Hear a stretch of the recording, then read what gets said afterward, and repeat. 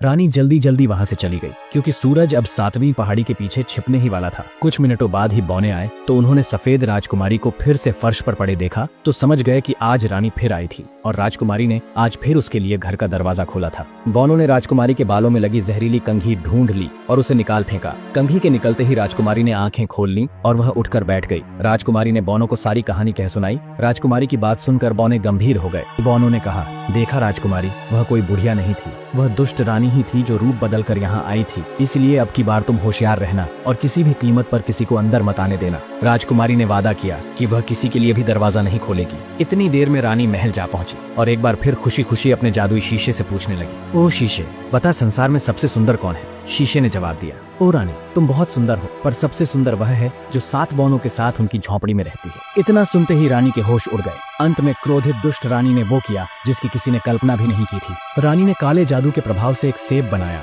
जो सफेद और लाल रंग का था। वह देखने में इतना आकर्षक था कि उसको देखकर किसी के भी मुंह में पानी आ जाए, लेकिन अच्छाइयों से वह सेब कोसों दूर था क्योंकि उस सेब की खासियत यह थी कि उसका लाल हिस्सा जहरीला था। फिर उसने एक किसान की पत्नी का भेष बनाया और उस जहरीले सेब को साधारण सेबों के साथ अपनी टोकरी में रखा और एक बार फिर वह 7 पहाड़ियों को पार कर बौनों की झोंपड़ी के बाहर जा पहुंची और पहले की तरह झोंपड़ी का दरवाजा खटखटाया। राजकुमारी ने खिड़की से झांका और बोली, मुझे न तो किसी को अंदर बुलाने की इजाजत है और न ही कोई वस्तु खरीदने की। किसान की पत्नी ने कहा, कोई बात नहीं बेटी, मुझे अपने सेब बेचने में कोई परेशानी नहीं है, वह तो मैं कहीं और भी बेच लूंगी। चालाक स्त्री ने कहा, यह देखो, यह सुंदर सेब मैं खास तुम्हारे लिए लाई हूँ और तुम्हें मुफ्त में देने को तैयार हूँ। नहीं नहीं, मुझे अजनबियों से भी कोई चीज लेने की इजाजत नहीं है। ऐसा लगता है कि तुम डर रही हो। यह देखो, मैंने इस सेब को काट दिया और यह कोई नुकसान भी नहीं करेगा। इसका यह सफेद आधा हिस्सा मैं खाती हूँ और यह लाल मीठा हिस्सा तुम खा लो। ये सब देखकर राजकुमारी के मुंह में पानी आ गया। उसने अपना नन्हा हाथ खिड़की से बाहर निकाला और उस सेब का वह लाल हिस्सा उस किसान की पत्नी से लेकर खा लिया। सेब खाते ही राजकुमारी जमीन पर गिर पड़ी।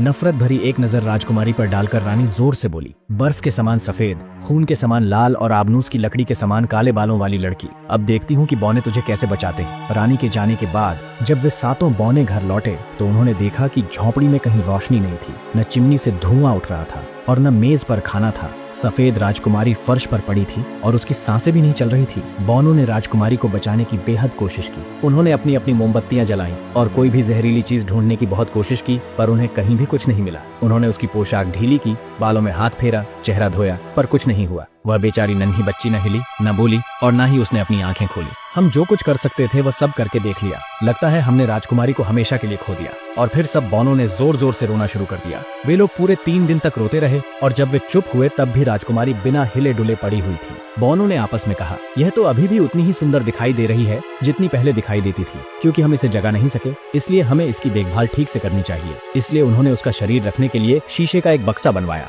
जिस पर लिखा था सफेद राजकुमारी। बक्से में उन्होंने राजकुमारी को रखा और उस बक्से को वो पहाड़ों की उन 7 चोटियों में से एक चोटी पर ले गए जहाँ वे खुदाई करते थे। वहाँ उन्होंने वह बक्सा पेड़ों और फूलों के पास रख दिया। वहाँ 3 पक्षी भी उसके मरने पर शोक प्रकट करने आए। अब रोज 6 बौने ही खुदाई के लिए जाते थे क्योंकि उनमें से एक बौना बारी बारी से राजकुमारी की देखभाल के लिए वहाँ रहता था। हफ्ते, महीने, साल बीत गए पर राजकुमारी उसी बक्से में लेटी रही, न हिली, न डुली और न ही उसने आंखें खोली। उसका शरीर पहले की तरह ही सुंदर और सफेद था। जहाँ उसका ताबूत रखा था वहाँ फूल खूब तेजी से पनप रहे थे और चिड़िया भी वहाँ आकर खूब गाती थी। जंगली जानवर पालतू हो गए और सभी जानवर वहाँ आश्चर्य से खड़े रहकर राजकुमारी को घंटों देखते रहते थे। इन सब के साथ साथ एक रोज वहाँ एक और जीव भी आया। वह भी राजकुमारी को बड़े आश्चर्य से खड़ा देखता रह गया, पर वह न तो चिड़िया थी, न खरगोश और न हिरण, बल्कि वह तो एक छोटा सा राजकुमार था जो उन 7 पहाड़ियों पर रास्ता भूल गया था। उसने जब उस राजकुमारी को देखा तो बस देखता ही रह गया। राजकुमार ने बौनों से कहा, आप मुझे यह शीशे का बक्सा घर ले जाने दें और इसके बदले में आप मुझसे जितना सोना चाहें ले लीजिए।